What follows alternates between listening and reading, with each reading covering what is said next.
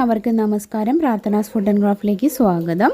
അപ്പോൾ ഇന്ന് ഞാൻ വന്നിട്ടുള്ളത് ചകിരിയും അതുപോലെ മുട്ടത്തോടൊക്കെ വെച്ചിട്ട് ചെയ്യാൻ പറ്റുന്ന നല്ലൊരു ക്രാഫ്റ്റും കൊണ്ടാണ്. അപ്പോൾ വേസ്റ്റ് മാത്രമാണ് നമ്മൾ ഇതിൽ യൂസ് ചെയ്തിട്ടുള്ളത്.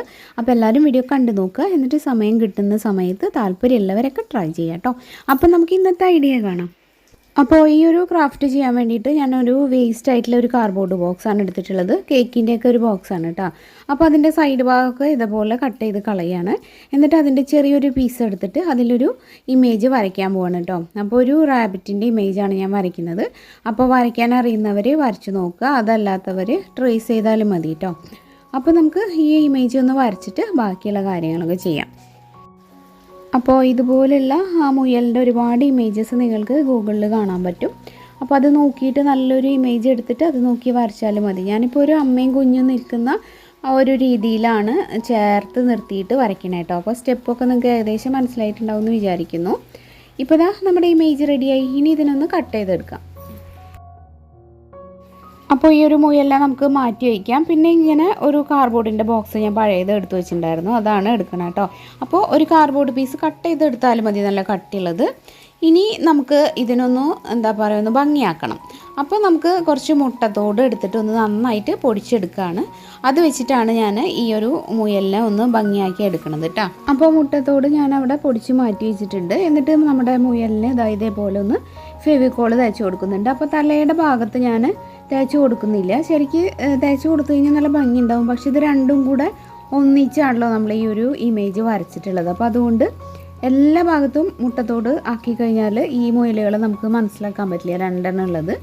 അപ്പോൾ അതുകൊണ്ടാണ് കേട്ടോ. അപ്പോൾ ഒന്ന് സെപ്പറേറ്റ് ചെയ്തിട്ട് വരയ്ക്കുകയാണെങ്കിൽ നമുക്ക് ഫുള്ളും മുട്ടത്തോട് വെച്ചിട്ട് തന്നെ കവർ ചെയ്യാൻ പറ്റും.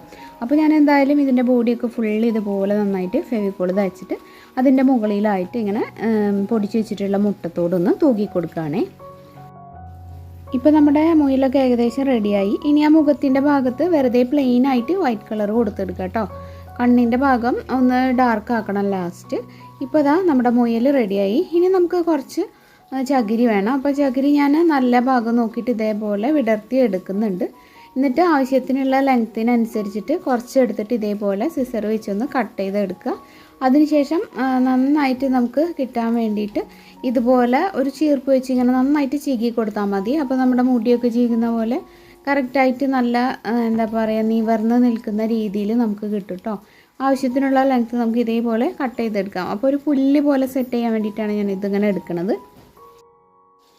അപ്പോൾ ഇതേപോലെ ഇങ്ങനെ ചീകി നല്ല ഭാഗം മാത്രം നമുക്ക് എടുക്കണം. ഇപ്പം നമുക്ക് പുല്ലായിട്ട് സെറ്റ് ചെയ്യാനുള്ള ചകിരി ആവശ്യത്തിനുള്ളതായി എന്ന് തോന്നുന്നു. അപ്പോൾ ഞാൻ അതിന് ഇനി ഇതേപോലെ ഒന്ന് ഗ്രീൻ കളർ കൊടുത്തിട്ട് എടുക്കുകയാണ് കേട്ടോ. അപ്പോൾ ആദ്യം ഇതുപോലെ നല്ല ഡാർക്ക് ഗ്രീനായിട്ട് തോന്നിയെങ്കിലും പിന്നെ കുറച്ച് കഴിയുമ്പോൾ കളർ ഇങ്ങനെ ഫെയ്ഡാവും. അപ്പോൾ നല്ലോണം ഇതേപോലെ ബ്രൈറ്റായിട്ട് കിട്ടണമെന്നുണ്ടെങ്കിൽ ആദ്യം കുറച്ച് വൈറ്റ് കളർ അടിച്ചു കൊടുക്കുക. അത് ഉണങ്ങിയ ശേഷം ഗ്രീൻ കളർ കൊടുക്കുകയാണെങ്കിൽ കുറച്ച് നല്ല ബ്രൈറ്റായിട്ട് കിട്ടും. അല്ലെങ്കിൽ ആ ഒരു ചകിരിയുടെ ഡാർക്ക് ഷെയ്ഡ് കൊണ്ട് തന്നെ കുറച്ച് കഴിയുമ്പോൾ ഇതിൻ്റെ ആ ഒരു ബ്രൈറ്റ്നെസ് കുറയട്ടെ ഈ പുല്ലിൻ്റെ. അപ്പോൾ ഇത് ഫുള്ളും ഞാനൊന്ന് പെയിൻറ്റ് ചെയ്തിട്ട് ഉണക്കാൻ പോവാണ്. ഇപ്പം നമ്മുടെ ചകിരിയൊക്കെ ഇതാ നല്ലോണം ഉണങ്ങിയിട്ടുണ്ട്. അത് തമ്മിൽ ഇങ്ങനെ ഒട്ടിപ്പിടിച്ചിട്ടാണ് ഉള്ളത് കേട്ടോ. അപ്പോൾ നമുക്ക് ഇതേപോലെ ഒന്ന് വിടർത്തി കൊടുക്കണം കൈ വെച്ചിട്ട്. എന്നിട്ട് വീണ്ടും ചീപ്പ് വെച്ച് ഒന്ന് ചീകി കഴിഞ്ഞാൽ അടിപൊളിയായിട്ട് കിട്ടിക്കോളും. അപ്പോൾ ഇത് പെട്ടെന്ന് ഇതേപോലെ ഒന്ന് വിടർത്തി എടുക്കുക. അപ്പോൾ ഞാനിത് ചെയ്ത് വെച്ചിട്ടൊരു 3-4 ദിവസമൊക്കെ ആയി. അതുകൊണ്ട് തന്നെ കണ്ടോ അതിൻ്റെ ഒരു വല്ലാത്ത പച്ച കളറൊന്ന് കുറഞ്ഞു. അപ്പോൾ ഞാൻ പറഞ്ഞില്ലേ, നല്ല പച്ച കളർ വേണമെന്നുണ്ടെങ്കിൽ ആദ്യം വൈറ്റ് കളർ കൊടുത്തിട്ട് ഉണങ്ങുമ്പോൾ പിന്നെ വീണ്ടും അതിൻ്റെ മുകളിലായിട്ട് ഇതുപോലെ ഗ്രീൻ കൊടുത്തു കഴിഞ്ഞാൽ നല്ല ബ്രൈറ്റായിട്ട് ആ ഒരു ഗ്രീൻ കളർ കിട്ടും. അപ്പോൾ നമുക്ക് എന്തായാലും ഗ്രാസ് ആക്കാനാണല്ലോ, അതിനിപ്പോൾ ഇതായാലും മതി. അപ്പോൾ ഞാനിത് എന്താ പറയുക, നമ്മുടെ ഈ ഒരു ചീപ്പ് വെച്ചിട്ട് നന്നായിട്ടൊന്ന് ചീകുകയും കൂടെ ചെയ്യണേ.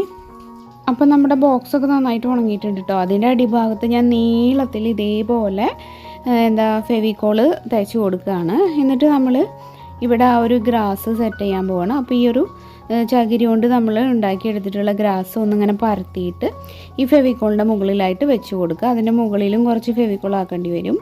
അപ്പോഴേ കറക്റ്റായിട്ട് നിൽക്കുള്ളൂ. എല്ലാ ഭാഗത്തേക്കും പശയാവണം. അപ്പോൾ ഏറ്റവും വരെ ഫുള്ളും ഗ്രാസ് സെറ്റ് ചെയ്യട്ടോ.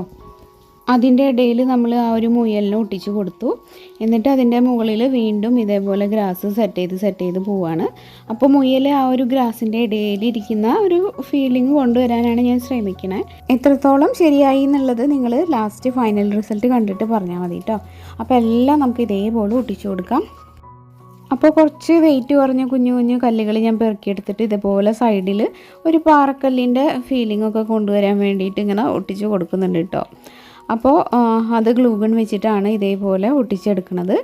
അപ്പോൾ ഇത്രയ്ക്ക് ആയി കഴിയുമ്പോൾ നമ്മുടെ മുയലിൻ്റെ ഏകദേശമൊക്കെ ആയി.